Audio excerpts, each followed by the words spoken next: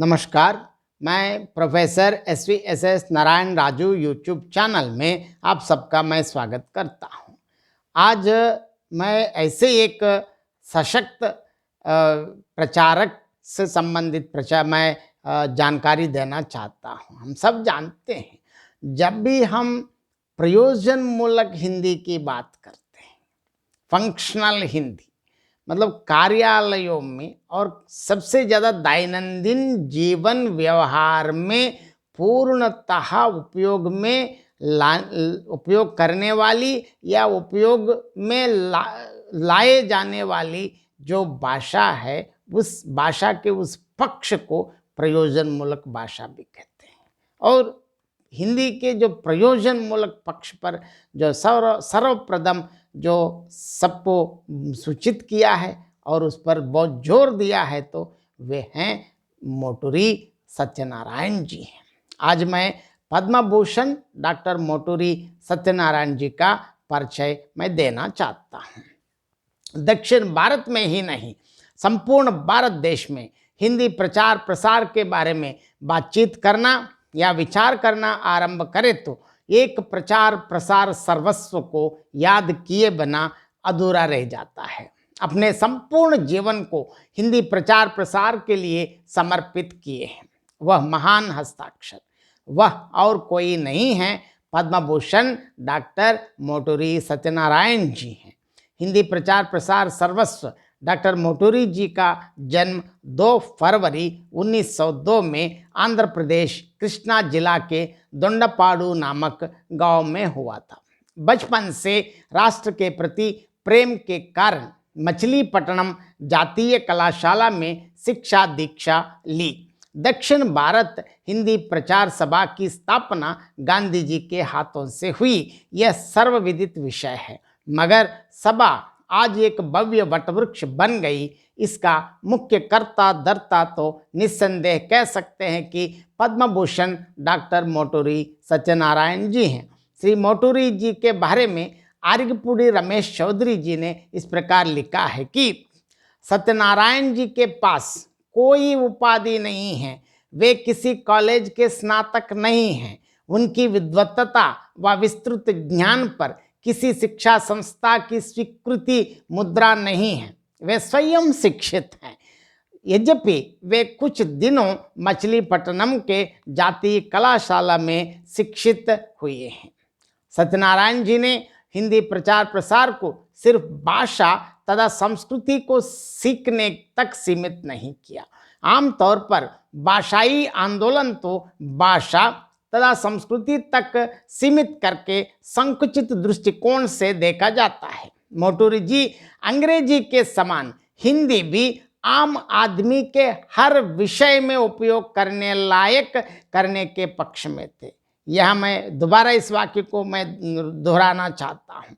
मोटूरी जी अंग्रेजी के समान हिंदी भी आम आदमी के हर विषय में उपयोग करने लायक करने के पक्ष में थे।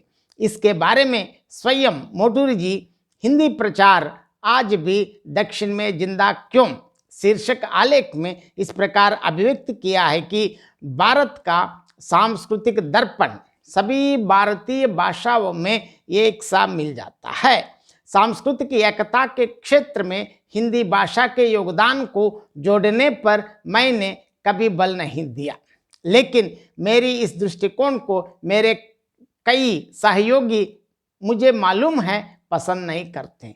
इसका अधिकांश कारण यह है कि भाषा का अध्ययन संस्कृति के साथ अधिक जुड़ा हुआ है, व्यवहार और विज्ञान के साथ कम। अंग्रेजी के अध्ययन के द्वारा व्यवहार तथा विज्ञान के क्षेत्रों में प्रगति ही नहीं की, अनेकता में एकता को साध लिया। मेरा मानना था कि सार्वजनिक पैमाने पर व्यवहार के क्षेत्र में अंग्रेजी का स्थान हिंदी को ग्रहण करना चाहिए। व्यवहार का मतलब प्रशासन, व्यापार, उद्योग धंधे, सार्वदेशिक जनतांत्रिक प्रवृत्तियां आदि हैं। प्रयोजनमूलक हिंदी के बारे में देश भर में आज विभिन्न विश्वविद्यालयों तथा कॉलेजों में पाठ्य प्रणाली में शामिल किया है। प्रयोजनमूलक हिंदी के बारे में प्रथम बार श्री गणेश किया है हिंदी प्रचार प्रसार सर्वस्व मोटूरी सत्यनारायण जी। वर्तमान हिंदी की भूमिका पर विचार व्यक्त करते हुए प्रयोजन मूलक हिंदी शीर्षक आलेख में इस प्रकार लिखा है कि हिंदी को दो तरह की भूमिकाएं निभानी है। पहले, जहां वह शिक्षा का माध्यम चुनी गई हिंदी भाषा क्षेत्र में या जिस क्षेत्र में माना गया है उस क्षेत्र में शिक्षा देती हैं। दूसरी, संघ राज्य में राजभाषा के माध्यम के रूप में सेवा करनी है। प्रांतीय भाषाओं के संसर्ग के साथ हिंदी का यह जो व्यावहारिक पक्ष है वही उसे पूर्ण रूप से योग्य, समर्थ व मान्य बनाएगा। इससे संविधान में उल्लिखित सामाजिक संस्कृति का विकास करने में हिंदी सक्षम होगी। और हम सब जानते हैं आज केंद्रीय हिंदी संस्थान के माध्यम से सिर्फ भारत भर में ही नहीं विदेशों से भी विद्यार्थियों को ले आकर उनको हिंदी में प्रशिक्षण दिलवा के संपूर्ण विश्व में हिंदी प्रचार प्रसार के लिए आवश्यक अध्यापकों की तैयार कर रही हैं। ऐसी केंद्रीय हिंदी संस्थान है आज, उसकी जो संस्थापन आचार्य या संस्थापक मोटूरी सत्यनारायण जी हैं। यह बहुत आश्चर्य की बात है कि दक्षिण से वहाँ तक जाकर आज विश्व भर में हिंदी प्रचार प्रसार में अग्रगण्य एक संस्था की स्थापना मोटूरी सत्यनारायण जी के हाथों से ही हुई है। यह बहुत गर्व की बात है। मोटूरी जी एक प्रसिद्ध वक्ता भी थे। हर विषय पर अपने ढंग से अपनी शैली में धारा प्रवाह वाक चातुर्य से भाषण देते थे। विभिन्न भाषाओं के ज्ञान के बारे में हिंदी प्रचार का इतिहास में मोटूरी सत्यनारायण जी के बारे में आरिगपुड़ी रमेश चौधरी ने इस प्रकार लिखा है कि सत्यनारायण जी तेलुगु भाषी हैं, हिंदी उनकी मातृभाषा सी है, तमिल धड़ल्ले से बोलते हैं, कन्नड़ का ज्ञान रखते हैं, मलयालम समझते हैं। इनके अतिरिक्त मराठी, गुजराती, बंगाली भी जानते हैं। अंग्रेजी का ज्ञाता तो है ही।